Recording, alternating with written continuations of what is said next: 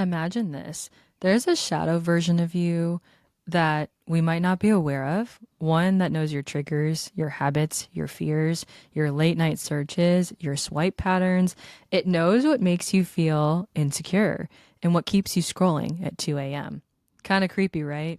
Now imagine that version of you is being rented out every second of the day to advertisers, politicians, AI systems, you name it, and you never really gave explicit permission. That's not fiction, that's the current state of social media. Today, we're pulling back the curtain on what social media companies really do with your data and why it matters now more than ever. So let's get into it. So let's talk a little bit more about the type of data that they collect, right? So, first up, what are you actually giving them? It's not just your name and email anymore, you guys. It's social media platforms collect everything you post, like, save, share, and search for. It also can track your location, device type, and even your battery level at some points.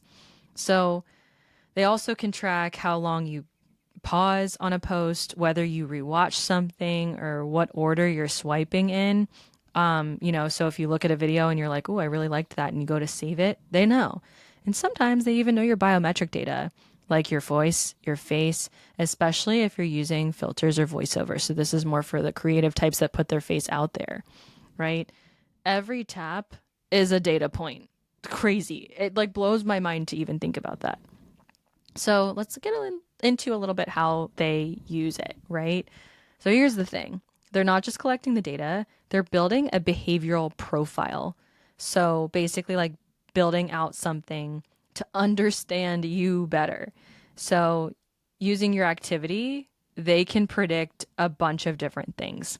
For instance, your interests, your political leanings, your personality traits, the things that you purchase, and whether or not you might want to purchase similar items. Does that sound familiar? Like certain companies that target you with specific things that you've already searched for? And also, what time of day you're the most emotionally reactive. Yeah, you literally heard me right. It's crazy. So, why? Because when they know you, like they really know you, they can keep you in the app longer. Think about all the different documentaries that have been made out in the past on how even so big social media company executives don't let their children use these apps. I guarantee you there are still social media executives to this day that do not let their children on these apps. Or even they themselves get addicted to them and have to like pull back from them a little bit. And there's a bunch of different documentaries on this, but you probably know the one I'm referencing. But basically, like more time in the app equals more ad revenue equals more money to be made, right? So this is where the biggest plot twist comes in. You are the product, right? You are the product. So, let's bust a little myth here. Social media companies don't usually sell your data, they sell access to your attention. That's like a big distinction that I'm seeing. And of course, like we can get really technical on that, but for our purposes here, for a non technical audience, let's just talk a little bit more about advertisements, right? Advertisers don't get a list of your info, but they do get to target someone exactly like you based on the data collected. It's surveillance capitalism in action, essentially. You're not just using social media, you're fueling it with your behavior, right? And I know that can be a little scary, but we all use these apps, right? And some people are like, well, I don't care if they know like my email address and stuff like that. That's fine. But just also recognize the whole point of this episode is that you recognize that, they're building a persona to get to know you better so then you can buy more stuff. Or so then they can market things to you that you might want to buy. So another thing that like might be a little controversial here is that the algorithm doesn't care about truth. Okay. Here's where it gets a little tricky. Your data isn't used for ads. It trains the algorithms to decide what you see, who you hear from, and what content gets boosted. So, like, say you engage with a certain type of content, right? Like, let's use cats versus dogs. Say you only engage with dog videos. You're less likely over time to see cat videos. That's just how it goes. And you can make the same assumptions about politics, food preferences, really anything. The more you engage with a certain thing, the more you're going to see of that and the less you're going to see of something else. And we can even talk about TikTok too. Like, say for instance, this happened to me the other day.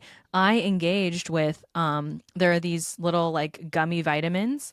I engaged with one video as in I watched it. I didn't even click on it, okay? I literally sat there and watched it because I'm like, I genuinely wanted to see if that girl was going to take the vitamin, because a lot of these times they just throw it on the countertop and act like, oh, this has changed my life. But I'm like, if you don't take the vitamin, is it poison? You know what I mean? I literally watched it from that perspective just out of curiosity. Sure enough, the girl didn't take the vitamin. And I'm like, so how are you marketing these and you're not even putting it in your mouth? You know, like what? So yeah, basically like they they know. And then sure enough, like after, so I watched that video, then every single TikTok shop video that came up for me after that one was, of course, the same vitamin with a different person. They really wanted me to get these vitamins. And guess what? I stayed strong and I didn't buy them because I don't need them. I don't need anything. Anything that TikTok shop has to offer, I don't need. And I'm sure you guys start to feel that way about certain things on these platforms. And I've definitely bought stuff from TikTok shop, don't get me wrong, but there are times where I'm like, do I really need this? And the more you engage, and even just watching, like they watch, like these platforms know every second you spend on it. And if you click, you're done. You're going to see it again. You're going to see it again.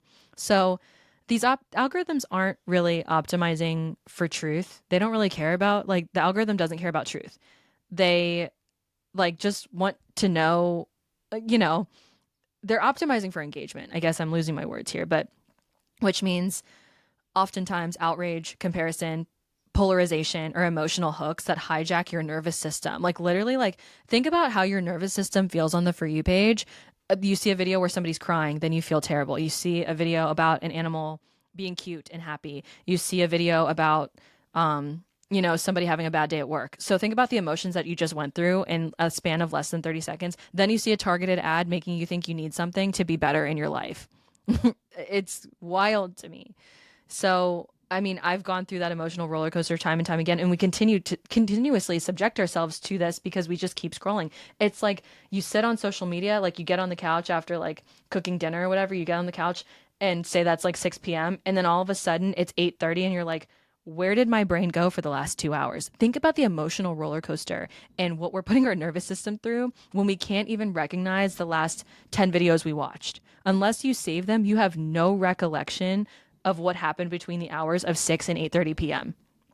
That's what made me nervous and made me start to question, like, okay, like what are they actually doing with this information, you know? And this isn't to judge like scrolling habits or anything like that. If anything, like I just became way more aware of my own scrolling habits when I realized what a wreck my nervous system is just psychologically alone, right? Like I have a degree in clinical counseling, and even like mild exposure to things that are out of your norm and that like trigger you, that's a lot of different triggers at one time. You know what I mean? Especially because like we're all people and we're watching other people live their lives on social media. You can't help but compare yourself. You can't help but feel the polarization. You can't help but feel outrage when you see things that are wrong. You can't help but feel sad.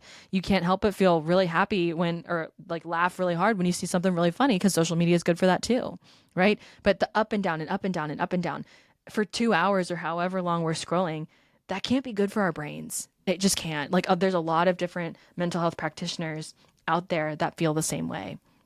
And I'm not like a licensed therapist or anything, but I will say that like I have a lot of friends who are, and that this definitely is a big contributor to the mental health crisis that we're having. It just is. And pivoting a little bit away from that is like, what is the risk around data sharing, and like what risks are associated with that, you know? So let's talk about third party access, right? So in this instance, like your data might be shared with advertisers, researchers, and companies plugged into the platform.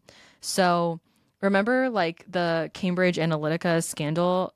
That's what happens when third party access gets out of control. Okay. And definitely look that up if you're curious about what that is.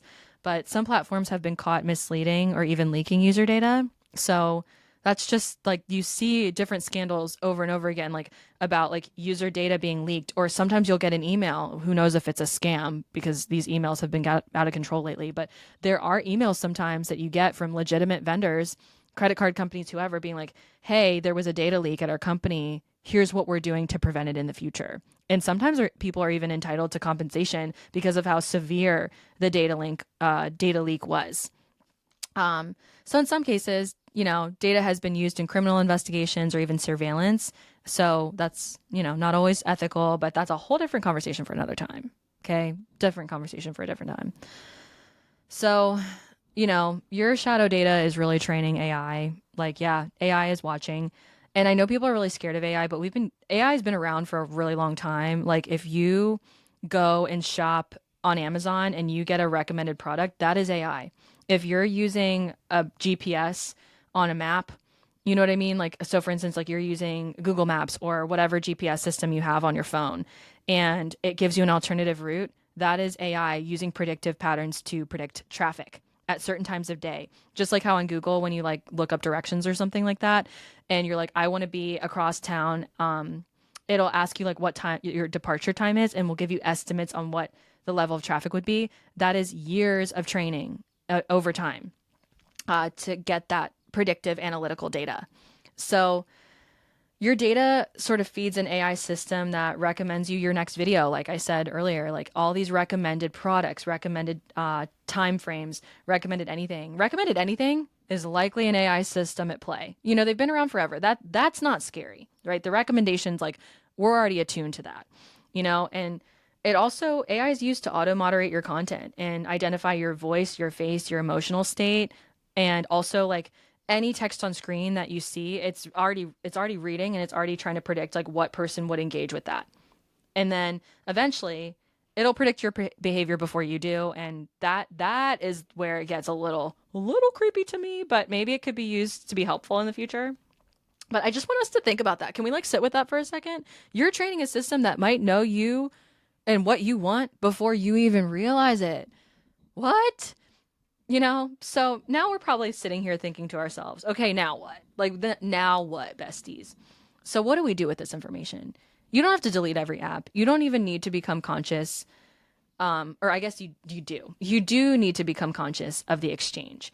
If you're not paying for the product, you are the product. So, here's some things, actionable steps you could probably take, you know, as something to be more conscious of what we're doing here. Check your privacy settings regularly, please. I beg of you. If you want me to do another episode on how we check our privacy settings, let's do it because we're all going to be safe out here in these streets.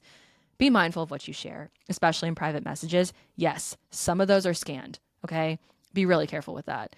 Log out of platforms when you're not using them, just as a general best practice. I recommend that. Like outside of like hacking and stuff, just try to do that. I do that from time to time. Um, and then use browser extensions that block trackers. You know, I think that that's really helpful when it comes to just certain things, but that, you know, you don't have to do that. I've seen people do it. Do I do that? Yeah, but it's just because I've been in this industry for a long time. I've been in the software world since I graduated college, and the more that I learn, the more careful I become. And I just encourage you the same thing. Like, as you learn more about this industry and as you learn more about anything, it's always good to accept change, but be careful, you know? And last thing is ask yourself, is this app making me feel more connected or more consumed? So look, we're not anti-tech, we're not anti-social media. Social media is a beautiful thing that can connect, educate, and inspire. And I have been really, really fortunate to connect with amazing people all across the world thanks to my social media presence. I'm so grateful. But we need to be aware of what we're trading for convenience and entertainment. You know, you deserve to know how your digital shadow is being used and how to take back control of your online presence or online behavior. And so, if this episode opened your eyes in a good way, share it with a friend. Let's make privacy awareness go viral in a good way, maybe. And even if it doesn't, like if one person learns something from this episode, then it's done its job, right? So, thank you so much for listening. And I will catch you all on the next one. Well, we're out of juice for today, but thank you so, so much for listening. We will see you again at the same time next week.